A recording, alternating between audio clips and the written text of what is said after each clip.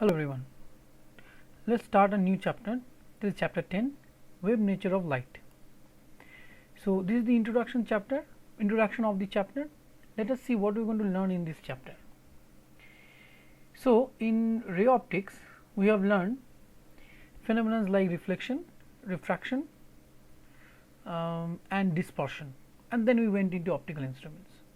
So, you can clearly see in this picture, this is reflection of the reflection on the rear view mirror of a car.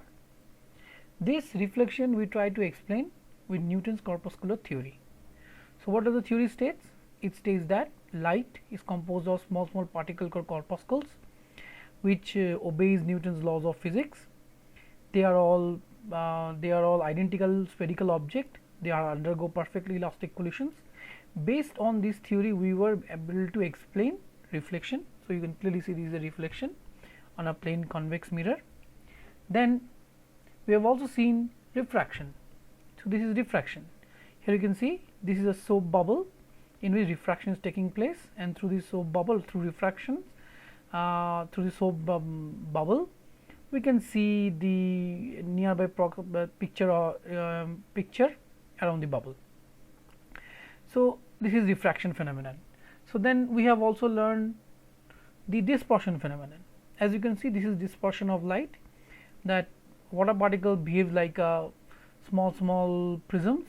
Light pass through these suspended particles and get split into 7 constituent colors, and as a result we see the spectrum, the visible spectrum.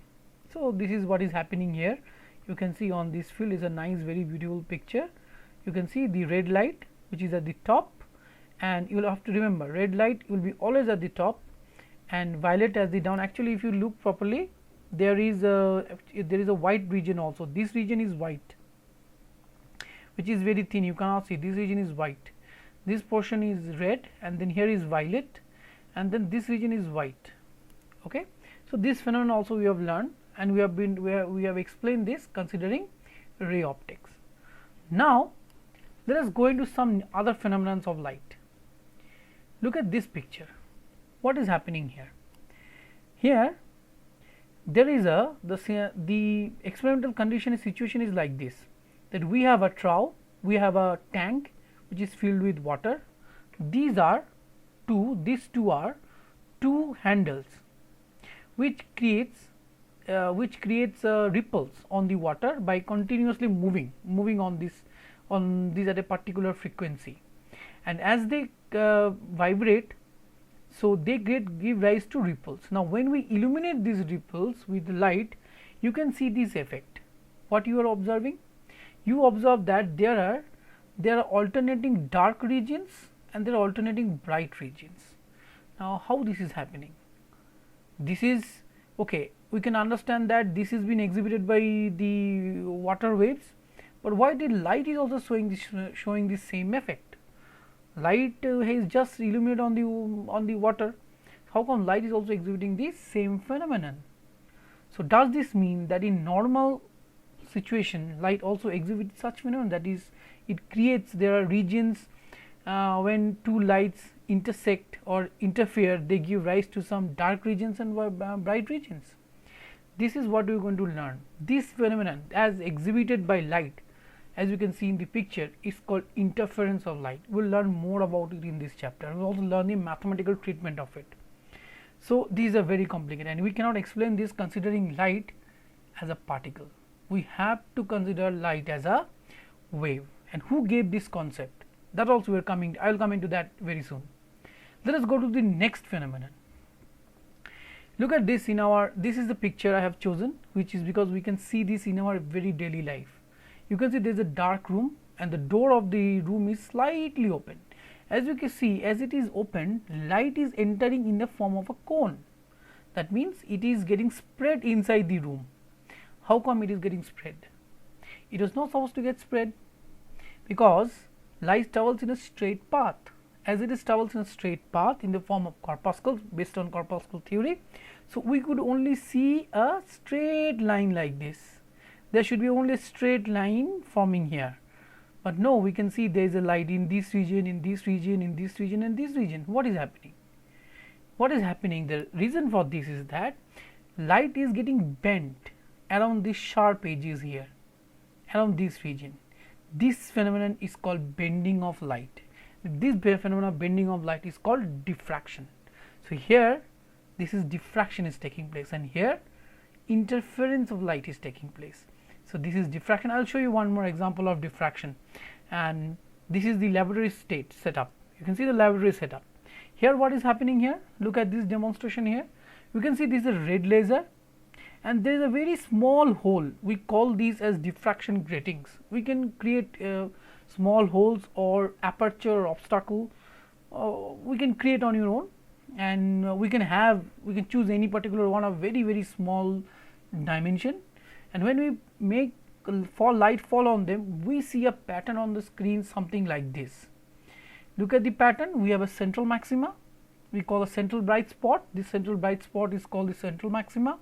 Then we have a small dark region, thin dark region. This is called the minimas. Then again we have a maxima, then again minima, and gradually it fades out on the two sides. This pattern is called diffraction pattern, and in our physics lab we can establish this, and believe me, this is a very powerful tool to find out diameter of many small particles. We will see to this. We will treat this mathematically also and find out the relevant mathematical expressions to deal with such situations. So this phenomenon is called diffraction. Again, we cannot explain this phenomenon considering light as a particle based on Newtonian corpuscular theory. We will have to consider light as a wave. Light has a wave nature. Another phenomenon which is a interesting thing, look at this picture. It's a very old Polaroid picture. These two devices we are called Polaroids. You can see it is written here, Polaroids. Now what is happening here? You can see these are two Polaroids. Light is present here, light is present here. But what about light in this region? What is happening here? Why it is completely dark? Why no light is transmitting through this region? What is happening? This phenomenon is called polarization.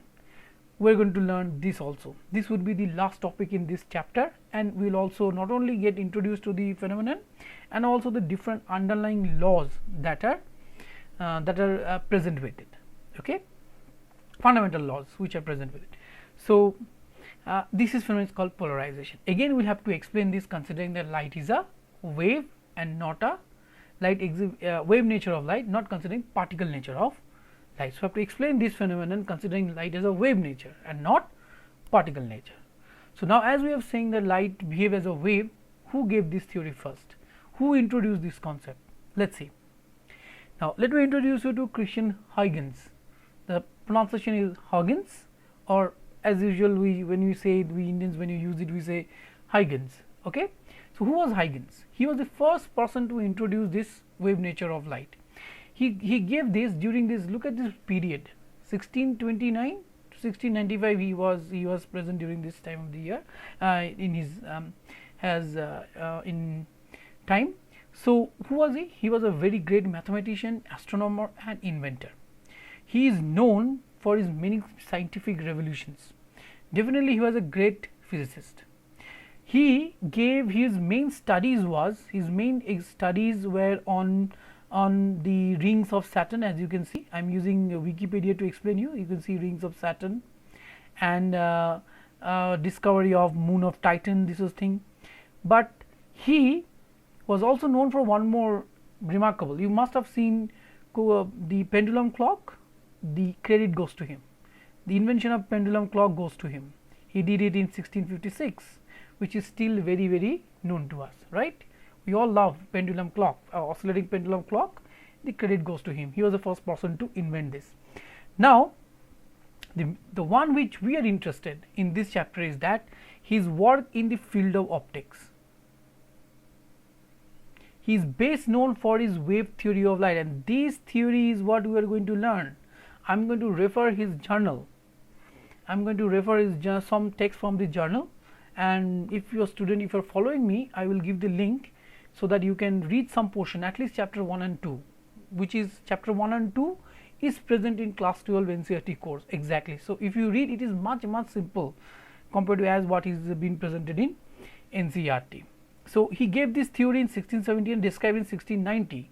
in his paper called Treatise of Light. This treatise on light I am going to include in this course, and I am going to cite some questions from there as well.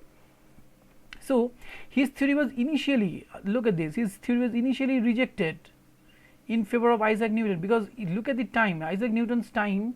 In Isaac Newton's was such a tall figure that although Isaac Newton could not explain these phenomena of light by this polarization, diffraction and all, when Christian Huygens wanted to explain this, the Newton's tall picture was a big resistance to it.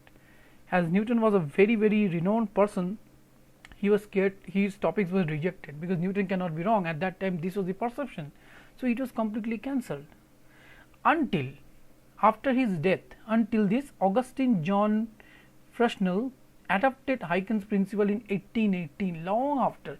So, he died in 1695, and you can see 1818, such a long gap, is it or not, and showed that it could explain the rectilinear propagation of light, diffraction effect of light.